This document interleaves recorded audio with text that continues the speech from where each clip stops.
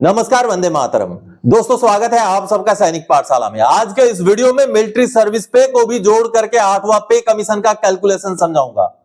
आज से लगभग 8-10 महीने पहले एक सूबेदार साहब ने मुझे फोन किया था और उन्होंने ये पूछा था, बाबूजी मुझे अभी एक्सटेंशन करवाना चाहिए या नहीं करवाना चाहिए। अगर मेरा एक्सटेंशन नहीं होता है तो नवंबर 2025 में मैं रिटायर हो जाऊंगा, एक्सटेंशन करवा लेता हूं तो और 2 साल सर्विस में रहूंगा।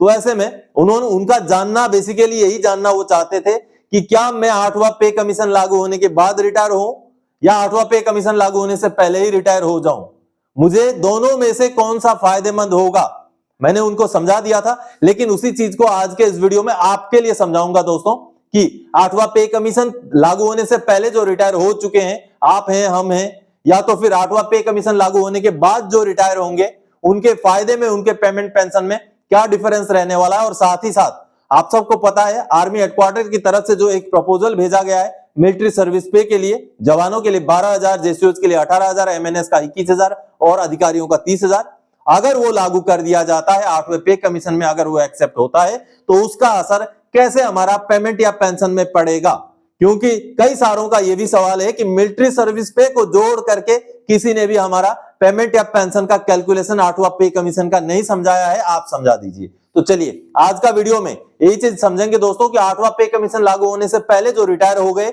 या 8वां पे कमीशन लागू होने के बाद जो रिटायर होंगे 18,000 या 12,000 मिलिट्री सर्विस पे लेकर के, उनका पेमेंट में या पेंशन में किस तरीके का व्यवधान होगा, किस तरीके का फायदा होगा, उसी बात को आज के इस वीडियो में समझाऊंगा, बाकायदा आपको कैलकुलेशन करके समझाऊंगा दोस्तों। तो चलिए आगे बढ़ेंगे इसी विषय को लेके। आगे बढ़ने से पहले हमेशा की तरह मेरा आप सबसे आग्रह है, सामने के आंकड़े देखिए, अभी भी बहुत ऐसे व्यूअर्स हैं जो चैनल को बगैर सब्सक्राइब किए ही वीडियोस देख रहे हैं। तो उन्हीं से मेरा आग्रह है कि फटाफट से चैनल को सब्सक्राइब कर लें ताकि आने वाले समय में कोई भी जानकारी बगैर किसी रुकावट के आप तक पहुंच सके। चलिए अब आगे बढ़ते हैं, समझाता हूं आपको। Pension before after 8 CPC retirees. जी हां, अब देखिए जो भी रिटायर हो चुके हैं, आप हैं, हम हैं, जो भी हैं, जिनका जितना भी बेसिक पेंशन है उसमें मल्टीप्लिकेशन लग जाएगा। और पिछले वीडियो में मैंने मल्टीप्लिकेशन एक विशेष कैलकुलेशन समझा करके 2.19 का फिटमेंट निकाला था, वो मैंने पिछले वीडियो में आपको समझाया था। तो आज के वीडियो में भी मैं 2.19 का ही फिटमेंट लेकर के आगे बढ़ने वाला हूं। ये एक अंदाजतन टेंटेटिव फिटमेंट फैक्टर है, जरूरी नहीं है उतना ही होगा। वैसे फिटमेंट फैक्टर 1.86 से लेकर के आगे 2.48 के आसपास इसी बीच में रहने वाला है, तो 2.19 मैंने लिया हुआ है। चलिए अब जो पेंशन आ चुके हैं, रिटायर हो चुके हैं, जैसे आप हैं, हम हैं, उनका तो सिंपल सा फॉर्मूला है। आपका जितना बेसिक पेंशन आज है, चाहे ओआरओपी के रेट में ले रहे हैं, चाहे बगैर ओआरओपी के ले रहे हैं, जितना भी बेसिक पेंशन आज ले रहे हैं उसी को 2.19 में हम मल्टीप्लाई कर देंगे तो 44,814 एक सिपाही की बात कर रहा हूं जिनका 17 साल लेंथ ऑफ सर्विस है, जिनको एमएससीपी एसीपी कुछ नहीं मिला हुआ है, आज के डेट में उनका 20,463 रुपए बेसिक पेंशन है, उसको सीधा सीधा 2.19 से मल्टीप्लाई कर देंगे, गुणा कर देंगे, जिससे आपका 8वां पे कमीशन का टेंटेटिव पेंशन निकल जाएगा 44,814 रुपए। ठीक है, यही अगर हम नायब सुधार की बात करें या एमएससीपी नायब सुधार की बात करें, जिनका लेंथ ऑफ सर्विस मान लीजिए 26 साल का है, 26 साल लेंथ ऑफ सर्विस वाले एक नायब सुधार की बात कर रहे हैं, तो उनका अगर हम पेंशन कैलकुलेट करें तो इसमें सीधा सीधा 2.19 लग जाएगा, 58,911। 58,911। तो ये तो हो गया सिंपल सा वो फॉर्मूला जो आप हैं, हम हैं, जो पेंशन ले रहे हैं उनका पेंशन को रिवाइज करने का फॉर्मूला। लेकिन अब जो 8वां पे कमीशन लागू होते टाइम सर्विस में रह गए, सर्विस में हैं, उसी रैंक में हैं, उनका किस तरीके से पेंशन कैलकुलेट होगा और उसका असर पुराने पेंशनर्स में कैसे पड़ेगा, कैसे उनको मिलिट्री सर्विस पे बढ़ने का फायदा मिले, कैसे आपको हमको मिलिट्री सर्विस पे बढ़ने का फायदा मिला। जो भी प्रपोजल है, ये सामने आप प्रपोजल देख लीजिए एक बार, ये आर्मी हेडक्वार्टर का जो पे कमीशन सेल है, स्टैंडर्ड पे कमीशन सेल, उसने भेजा था, उसमें बैकग्राउंड हिस्ट्री सब कुछ दिया हुआ है। और सबसे नीचे आप अगर देखेंगे तो देखिए जो जवान है उनके लिए 12,000 रुपए, जो जेसीओज हैं उनके लिए 18,000 रुपए, एमएनएस का 21,000 और अधिकारियों का 30,000 रुपए, ये प्रपोजल में भेजा गया है। तो इसी हिसाब से हम इसी को मान के चलते हैं, एक जवान के लिए 12,000 रुपए मिलिट्री सर्विस पे और एक जेसीओ के लिए 18,000 रुपए मिलिट्री सर्विस पे, और जो भी ऑनरेरी कमीशन ऑफिसर हैं, जो ऑनरेरी लेफ्टिनेंट, ऑनरेरी कैप्टन है, या तो जो कमीशन ऑफिसर भी हैं, उनके लिए हम 30,000 मान के चलते हैं। अब इस हिसाब से आगे मैं कैलकुलेशन करके दिखाऊंगा, लेकिन कैलकुलेशन करने के लिए मैं सर्विस के दौरान का जो बेसिक लूंगा, बेसिक पे लूंगा। यहां अभी पेंशन की बात नहीं हो रही है, पहले बेसिक पे, मिलिट्री सर्विस पे, क्लास पे लिया जाएगा, फिर पेंशन को निकाला जाएगा। तो मैं बेसिक पे कहां से लूंगा? मैं लूंगा 7वां पे कमीशन का पे मैट्रिक्स से। जी हां, ये सामने आप पे मैट्रिक्स देखिए, ये वही 7वां पे कमीशन का पे मैट्रिक्स है। यहां पर 7वां पे कमीशन से पहले जो ग्रेड पे था 2000 रुपए, 2400 रुपए, 2800 रुपए, 4200, 4600, 4800 सभी ग्रेड पे है रैंक के हिसाब से।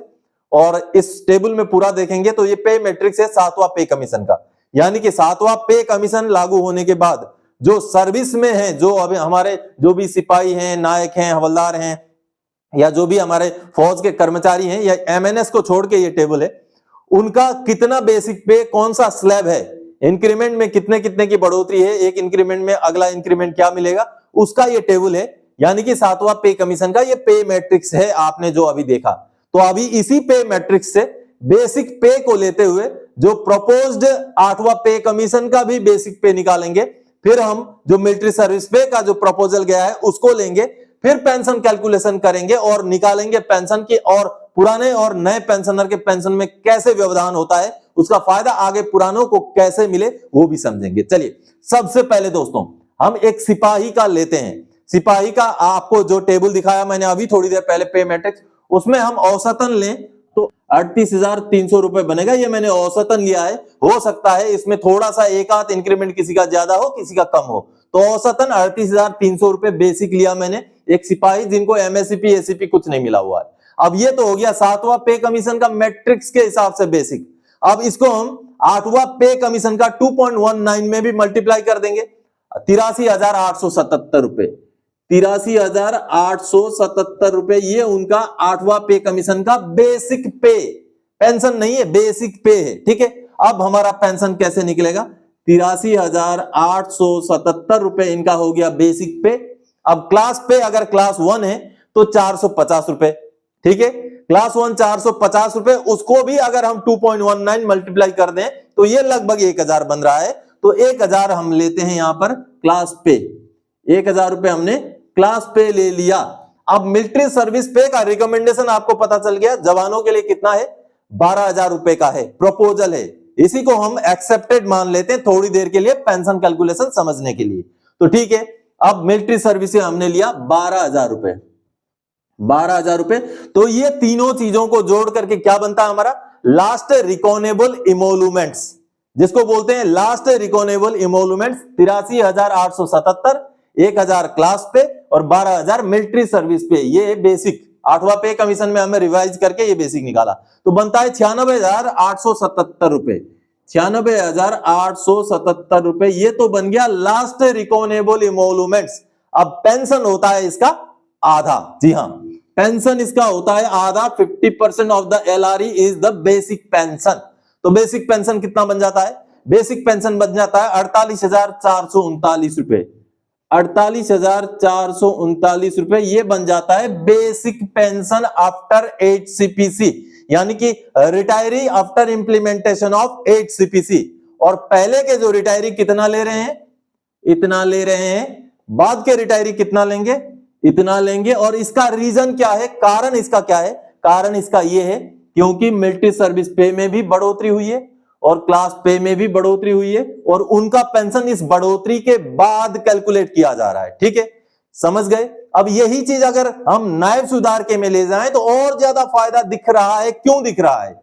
क्योंकि दोस्तों एक नायब सुधार की बात करें तो हम नायब सुधार का जो थोड़ी देर पहले मैंने 7वां पे कमीशन का मैट्रिक्स दिखाया था, उसमें से हम नायब सुधार का जो बेसिक लेते हैं 46,200।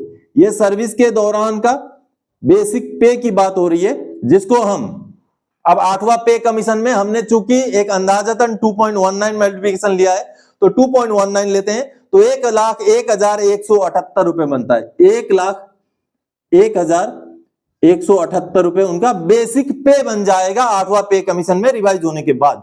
अब इस 1,01,178 में हम क्या जोड़ेंगे? क्लास पे जेसीओ को नहीं मिलता है पेंशन कैलकुलेशन में, चाहे एमएससीपी नायब सुधार भी हो, क्लास पे नहीं जुड़ता है। आगे सीधा सीधा जुड़ेगा क्या? मिलिट्री सर्विस पे। और ये कितना जुड़ेगा? 18,000 जुड़ेगा, क्योंकि प्रपोजल के बारे में आपको पता ही है, जो प्रपोजल भेजा गया है जेसीओज के लिए 18,000 रुपए का भेजा गया है।